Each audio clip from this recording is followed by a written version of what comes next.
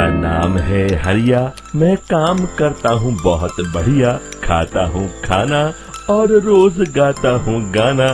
अरे यार, आज तो बहुत देर हो गई। इस खतरनाक जंगल को देखकर तो मेरे हाथ पैर ठंडे हो गए हैं।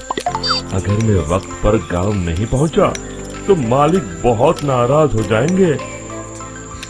तभी हरिया को एक आवाज सुनाई देती है। सुनिए हरु जी। अरे, ये आवाज किसने दी? तभी हरिया को सामने कुछ दूर एक औरत खड़ी दिखाई देती है।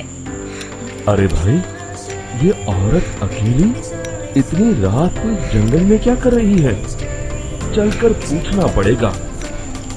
फिर हरिया अपनी बैलगाड़ी उस औरत के सामने लाकर रोक देता है और उससे पूछता है। अरे सुनिए, आप इतनी रात को इस खतरनाक जंगल में अकेली क्या कर रही हैं? तभी वो औरत मीठी आवाज में कहती है, अरे हरु जी, आप आ गए। मैं कब से आपका इंतजार कर रही थी। वैसे तो यहाँ से काफी लोग गुजर चुके हैं, लेकिन मैं खास आपका इंतजार कर रही थी। तुम सच कह रही हो? मुझे तो यकीन नहीं हो रहा है। वो क्या है ना, आज तक किसी ने मुझसे इतने प्यार से बात नहीं की।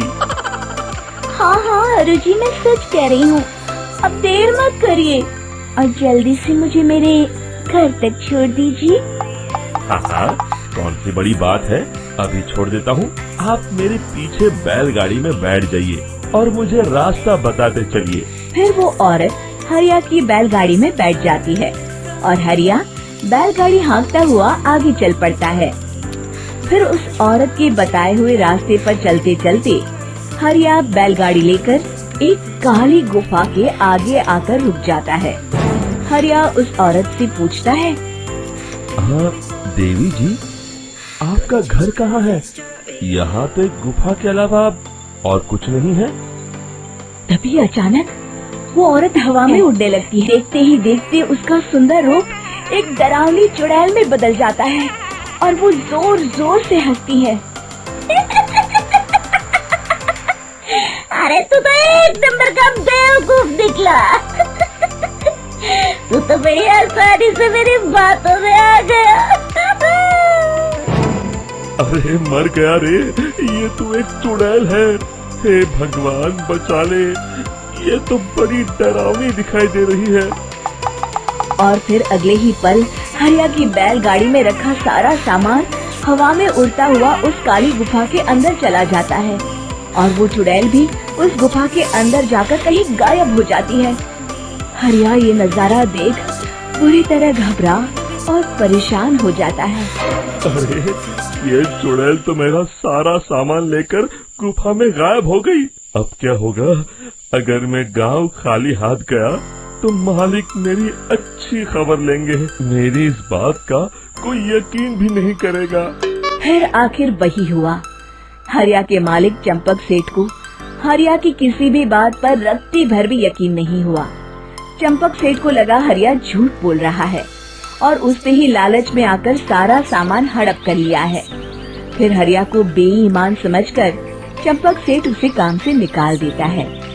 अगले दिन अपनी दुकान में परेशान बैठा चंपक सेठ गुस्से में बड़बड़ाता है। अरे, दुकान में तो सामान बिल्कुल भी नहीं है।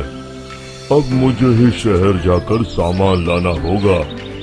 फिर वो अपनी बैलगाड़ी लेकर शहर चला जाता है। शहर से सामान लेकर जब चंपक सेठ वापस गांव लौट रहा होता है, तभी उसे एक आवाज सुनाई देती है।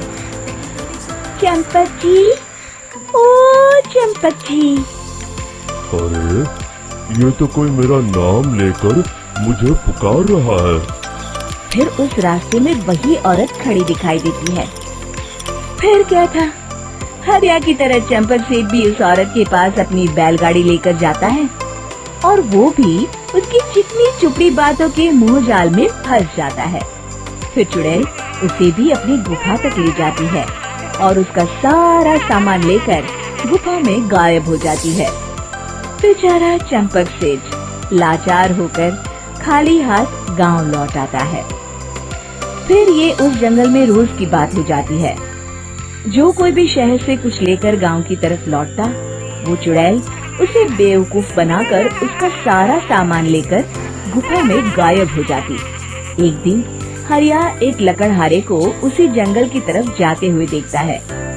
फिर हरिया उसे रोकते हुए कहता है, अरे भाई, क्यों अपनी मौत को दावत दे रहे हो? मेरी बात मानो, आगे जंगल में मत जाओ।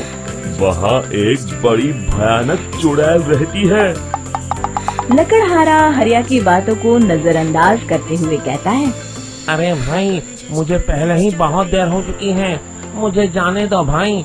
शाम तक लकड़ियाँ काट कर शहर के बाजार में बेचना है।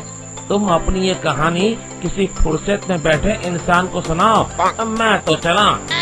इतना कहकर लकड़हारा वहाँ से आगे जंगल की तरफ चला जाता है। फिर अगले दिन गांव के मुखिया के घर के बाहर बहुत सारे लोग जमा हो जाते हैं। तभी हाथ में कुल्हाड़ी लिए खड़ा लकड़हारा कहता है, अरे मुखिया जी, अब आप ही हमें बचाइए उस जंगल वाली चुड़ैल से। हमारा सारा काम तो शहर से ही होता है। अरे मुखिया जी, उस चुड़ैल की वजह से तो मैं पूरी तरह बर्बाद हो गया हूँ। हम सबको मिलकर उस चुड़ैल का कोई इलाज करना पड़ेगा। तभी भीड़ में खड़ा वीरा कहता है, आप लोग चिंता मत करिए, कल से वो चुड़ैल किसी को नहीं लूट पाएगी। मेरे पास एक बहुत अच्छी तरकीब है। तभी चंपक सेठ उसका मजाक उड़ाते हुए कहता है, अरे तेरा नाम वीरा है तो क्या हुआ? तूने अभी उस चुड़ैल को देखा नहीं है? जाकर अपना काम कर, बड़ा आया। तब मुखिया जी कहते हैं, नहीं चंपक सेठ, मुझे लगता है हमें इस लड़के को एक मौका देना चाहिए। फिर सभी गांव वाले मुखिया जी की बातों से सहमत हो जाते हैं और वीरा शाम को एक बैलगाड़ी में कुछ सामान लाद कर उस जंगल की ओर चल देता है। वीरा, ओ वीरा, कहाँ जा रहा है? तभी वीरा मुड़ के देखता है, वही चुड़ैल एक औरत के रूप में खड़ी है। अरे बहन जी, मैं आपको ही ढूंढ रहा था। देखिए, मैं आपके लिए क्या लाया हूँ। अरे वाह, तो खुद मेरे लिए इतना सामान लाया है। तू ही अकेला गांव में समझदार है। जरा देखो, मैं भी खोल के, बड़े भूख लगी है। जैसे ही चुड़ैल उस सामान पर से कपड़ा हटाती है, एक भगवान शिव की तेज रोशनी उसके अंदर मूर्ति से निकलती है और चुड़ैल अपने असली रूप में आकर जलने लगती है।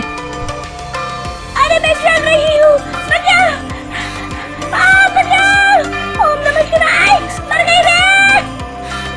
देखते ही देखते वो चुड़ैल राख के साथ उड़ जाती है और सभी गांव वाले भी वहां जाते हैं।